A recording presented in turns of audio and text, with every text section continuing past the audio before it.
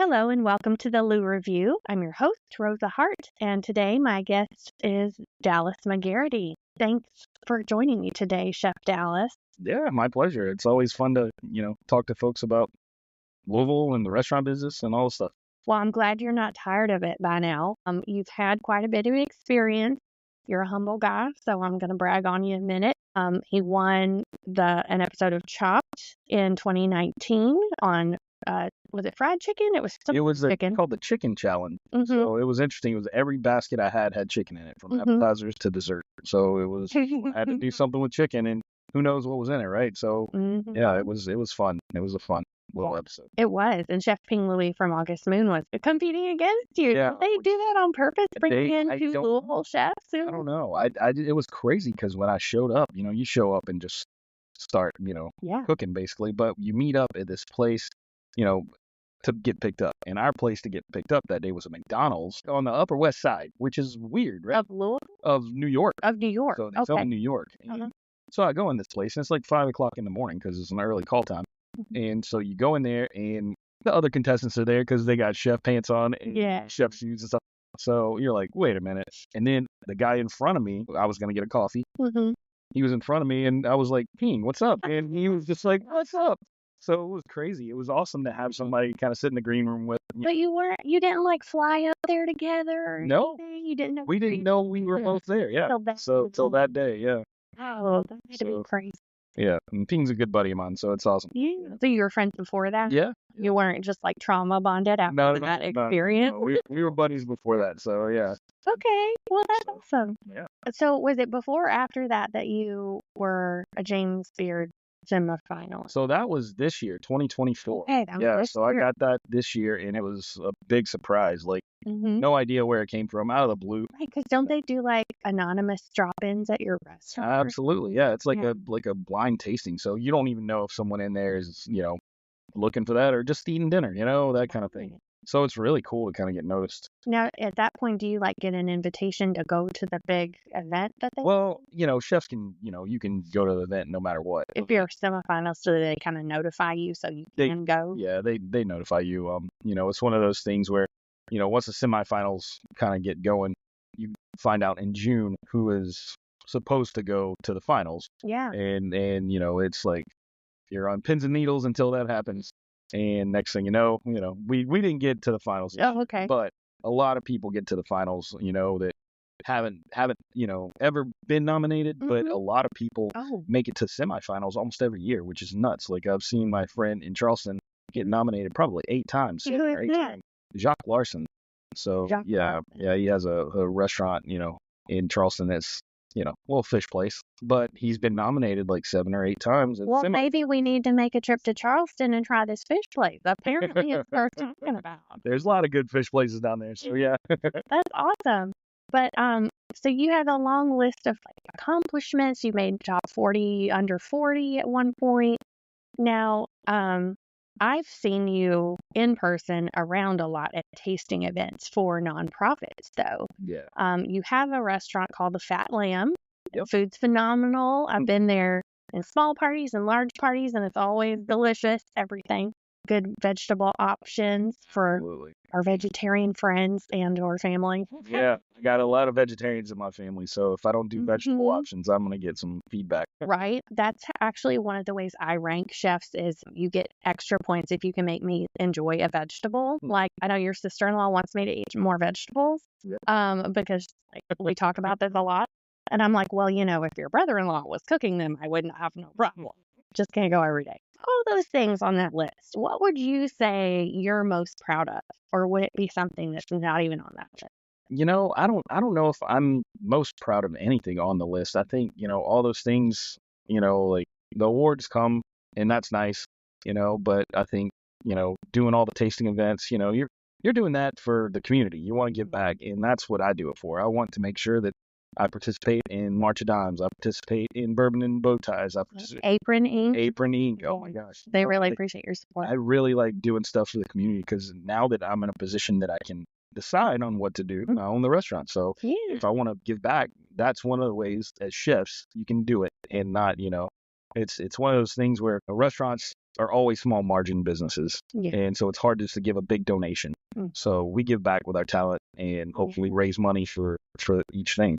So, well, I really appreciate that. I love all the tasting events, and so I never get tired of it. But it's really impressive to me. I feel like I see your kids with you a lot at serving at these events. How important is it to you to involve your kids? I think that's a big thing for me. I think our kids need to know what we do, first of all. Like work ethic? Yeah. Give them some work ethic, but also give them some of that time where they can feel proud of, being a part of the community. There's a lot of things out there that you can't bring kids to. A lot of things, Those 21 and older fundraisers are not the best fundraisers, but there's a lot of events too that are family friendly, and I think just having your kids there to see what happens at these events and how it impacts the community is a big deal.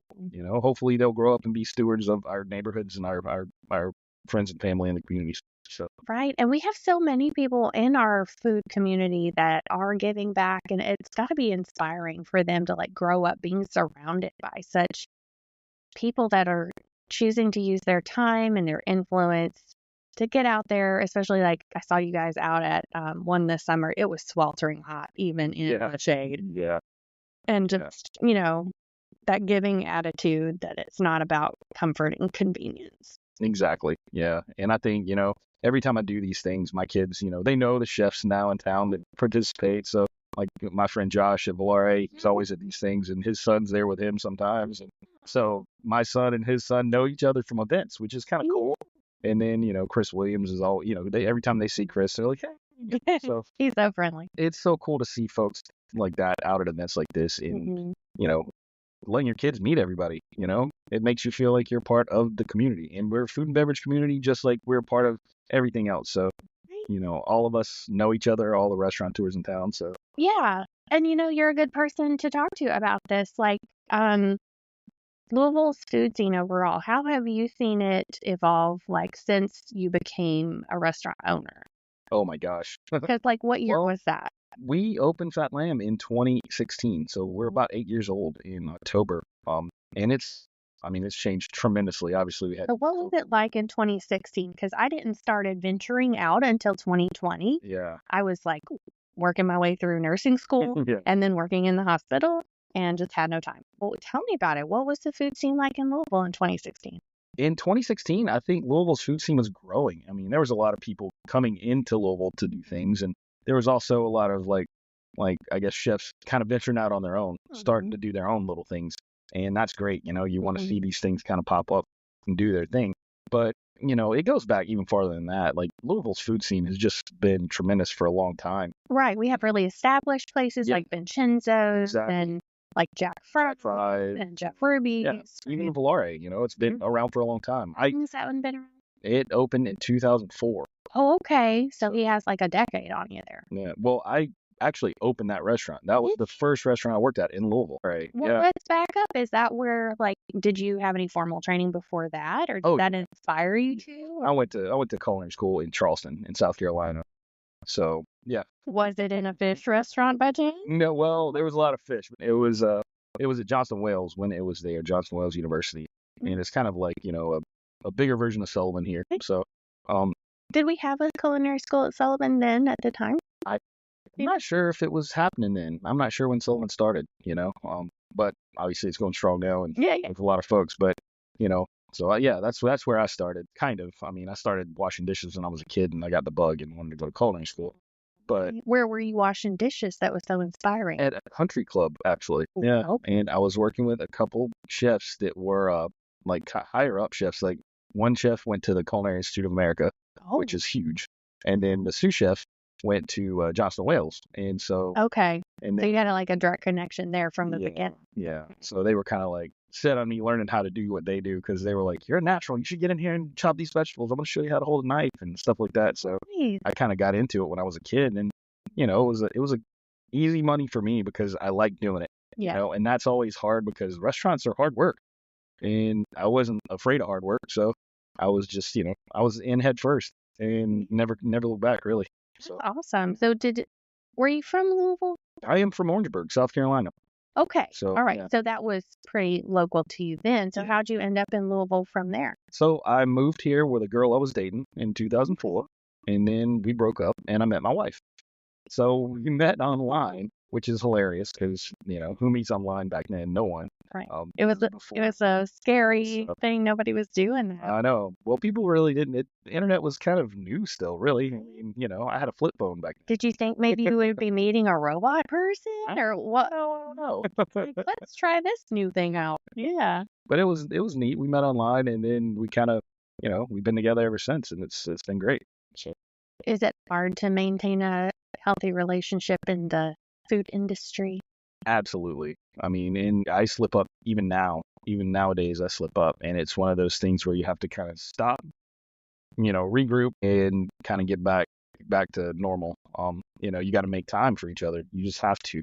If you don't, you forget to make time. Yeah. There's always something to do, and owning a business, especially now, every day is a work day. Yeah, definitely. So, well, even with my husband and I, we're just like, if it's not on the calendar, it's not going to happen. Yeah. So if people are like, let's do this sometime, we're like, well, it's not going to be sometime. It's either going to be a set time or because then you still have to reschedule things sometimes. Yeah. We schedule all of our stuff. Like we'll schedule date night and we'll schedule, just hangout time. Like it's insane. We have to because we don't, we won't do it. It'll be like, oh. So true. Because before we got started recording, you were saying that when you met, it was really nice because she understood the crazy schedule you have to have and food industry. Definitely did, and that's the thing. I mean, if she didn't understand what happens in a restaurant, then, I mean, we probably wouldn't be together because it's so taxing, it's mentally draining, physically draining, it's financially draining sometimes. Right. And it's not like you can clock in 9 to 5 and be done, right? Exactly. It's always on. Owner. But back when you got together, you were at Valare, I guess? Yeah. And is that how the timeline adds up there? Yeah. So you were an employee there. What was your schedule like at that point?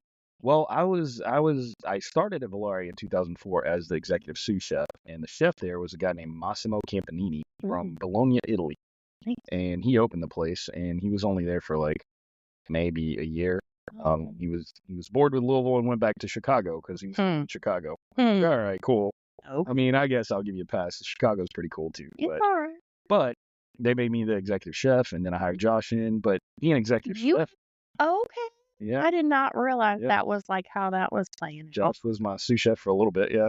Not for long, and then I left, and he took my role, which is good because I was burning myself out there. And I think that was the hard part. Like, when Laura and I started dating, I was working probably 80 hours a week, something like that. I would go in the morning, prep all day, work the line all night, clean the line, and go home. And it would be like... And you weren't an owner. No. You were the chef, the executive chef employed there. Instead of just being burnt out and not wanting to be a chef anymore, led you to become a restaurant owner. And did that lead to 180 hours? Right. Yeah. No, it didn't. Thank God. But no, what really happened was when I was doing all that, I worked, at Valare. I worked a few other restaurants in Louisville as executive chef, and it would be hard for me to find that work-life balance, where I could be at work and still not kill myself all the time, but still be creative and have the time to get everything done, So that's one of the reasons I opened Fat Lamb is I wanted to have a work-life balance for myself and for all the people that are employed there. It's really hard in the restaurant industry to do that. And I think a lot of restaurants, you kind of, you put all the pressure on yourself when you're working in a restaurant. As a chef, you want to make sure every dish is right. Yeah. You want to make sure everything is prepped properly. You want to make sure the order's put in the right place. You want to make sure everyone knows how to do things. You want to be creative as well. But you're also a craftsman and you're making the same dishes over and over and over and over. And then do you feel like you're working in a factory? Exactly. So it gets you. It's a mental drain because you got to be creative. You got to be here. You got to be there. You got to do all this stuff and still focus on, consistency and pushing out food the same way all the time. So it's draining, So how did you manage to balance that out? Well, by opening the Fat Lamb, I've been working in the restaurant business for very long time, and I would always put the pressure on myself And I thought, let's open the Fat Lamb. When I opened the Fat Lamb in 2016, I have a guy that's kind of my right-hand guy. His name's Brad Benier. He has been my sous chef for, I think, almost as long as I've been married. I think I've worked with him for 15 years now. So does it feel like being married twice? Kind of, I got my work wife. Yeah. But no, I think, having people like that come along and help and just being able to partner with them and kind of release some of the pressure that I take on as owner to them as well, and make them more powerful in the business and give them a bigger role. That's been kind of like the key is, I gotta make sure everyone is capable of doing things alone, and have that trust to delegate. Yeah. Yeah. And, the buck always stops with me because I'm the owner and the chef, but it's still one of those things where I can rely on everyone there to participate and to be a part of what we do because they want to be there, because they know they're going to have 2 days in a row off and they get paid well, and, we don't stay open late, and it's, creative food and good ingredients and, a good environment to be in. So those are all the things that kind of contribute to the restaurant being able to let me leave and come do podcasts, and do fun things. You schedule your entire restaurant around. No, I'm just kidding.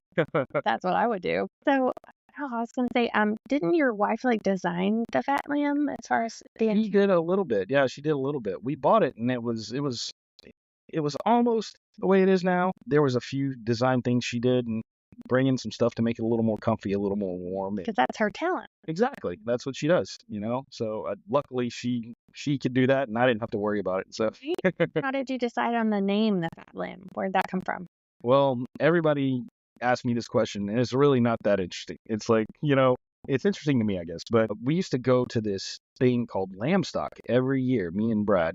And we would go it was in Virginia, in a little town in Blue Ridge Mountains in Virginia, in a lamb farm called Boris Spring Farms Lamb. And they would camp out every August for a long weekend, basically. And it would be all kinds of chefs from the Southeast and chefs from, Kentucky and Tennessee and West Virginia, and all the chefs kind of converge on this little lamb farm and would just camp in the field with the lamb. And they had this big pavilion thing that the shepherd there built, and we would all cook together.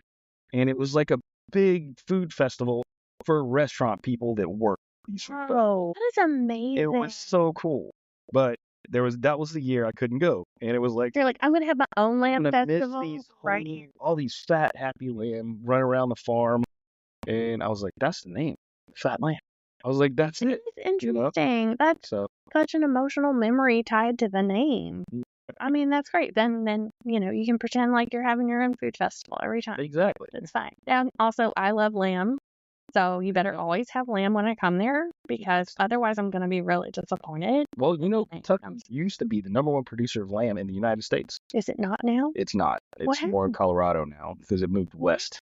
Wow, we got such nice grain. I know. Did they give too much to the horses?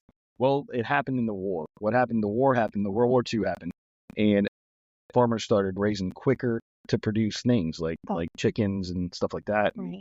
And so it changed the whole landscape of Kentucky's farming community, and all the people that were farming lamb kind of went a little west to Colorado and grassier plains, so that's where most of the lamb is produced in the U.S. now. So, wow, I didn't realize that. Do you get yours from out there then?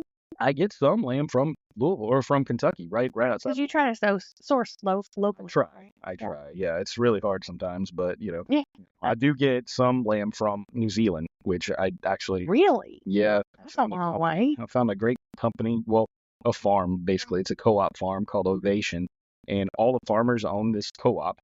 They all raise their lamb the same way. Okay. They feed it the same thing. They, do everything the same. So it is the most consistent product you can find, and it's been beautiful every time I've bought it. Well, okay. So, and they always have enough for me because, I try to buy lamb chops from local folks, and there's just not enough to go around. Yeah. So. Wow. New Zealand, huh? Yeah. I've been wanting to go there because Lord of the Rings was beautiful. Me too. I'm like, I'm going to go visit the lambs. So, are you going to do like a world tour everywhere there's lambs? I should do this. That should be your theme. Start like an Instagram or something. You should. Like, here's a lamb in Colorado. Here's a lamb in New Zealand. Here's a lamb in Japan. Like, do they taste different? It's for study. I think it is. I mean, it would be then. It would be, you know, that's a good Publish thing. your It's pretty much experiment. everyone eats lamb. It's, you know, thinks about it, but everybody eats lamb. Lamb is easy to raise, and it's like one of those animals that You mean every culture? Yes. Because I don't feel like it's common actually among Americans to eat. Should be. Good. It's the Coloradoans or whatever they took our lambs. So now we don't even know it's normal. Like, honestly, I think did I have lamb because I tried Indian food? It was something that was not like an American restaurant. Yeah. And so it's awesome. Yeah. But the Fat Lamb restaurant is more like themed American comfort food with a fresh spin on it, right? Exactly. You know, we blend a lot of flavors. We blend Mediterranean, Indian, North African, you know, Persian flavors. You know, we blend all that into what we do with a little touch of Southern because, you know, I'm from the South. So, you know, that's kind of how we do it. But I try to make food that tastes good. You know, that's it. Tastes good and is pretty. And that's my goal. I want to make sure people are happy. It's photogenic. You know, it's definitely, you know, like every Instagram picture I take, you know, put up is something that we're selling. You know, it's not like I stage it or do any of that stuff. I want to make sure people are getting a beautiful meal. Well, and that's something that I was enjoying when I went with the Louisville foodies. You know, we were talking about how the combination of flavors, it's like when you're making something, you can really tell you're not keeping yourself in the box of, oh, this is an Indian dish, so I'm only going to use the ingredients there. You're like, I'm just going to throw in this curry with this other random thing you would never. What's your curry in our dessert? What was it? I don't know. It was some very surprising combination. We're like, well, that did taste good, but I would never have put this in that category. You're just like, forget categories. Let's just mix them. Yeah, I just want to make food taste good. And I love using spices, and I love like bold, strong flavors like Indian food or like, you know, North African cuisine is amazing, you know, like I've worked with people from Tunisia and Morocco and stuff like that. So you know, their food is very flavorful. It's a lot of pungent spices and stuff. In a different way. Yeah. In like almost a earthy way. It's nice. Yeah. So I like to blend all that in with, you know, the freshness from like a Greek sauce or, you know, an Italian dish or something. So yeah, it's pretty fun. It is fun. Well, thanks so much for sharing your life adventure in chefery. I don't know. I think I was going to say something else, but that was really refreshing to get to know you after seeing you in passing for so many years. I know, right? So thank you for being here today. If people want to find you, they can find the restaurant through the fatlamb.com, right? Yep, the fatlamlouisville.com. The fatlamlouisville.com. And then also Fat Lamb Louisville on like Instagram, social media. And social media, and you know, obviously we're on Grinstead Drive in Highlands, so come see us. Fantastic. And they do have a parking lot, which is hard to find in the Highlands, so you might have to get there we early. Have a parking lot. We do have a QR code that you can scan in our restaurant now to park for free. Yeah. But you know, other patrons that want to park there can park there. But they will be charged outrageously for it. So it's mostly for our customers, so which makes it great. Yeah. Yeah. It gives us a lot more space. Exactly. I feel like that's a huge asset. It needs to be bragged about. We validate parking. Yes, exactly. All right. Well, if you've enjoyed this episode of the Lou Review podcast, then subscribe on whatever platform you are listening in. Feel free to comment and let me know what else you would like to hear about in the Louisville area. And you can follow me on social media on all platforms at Rosa Raves. I will see you in the next episode.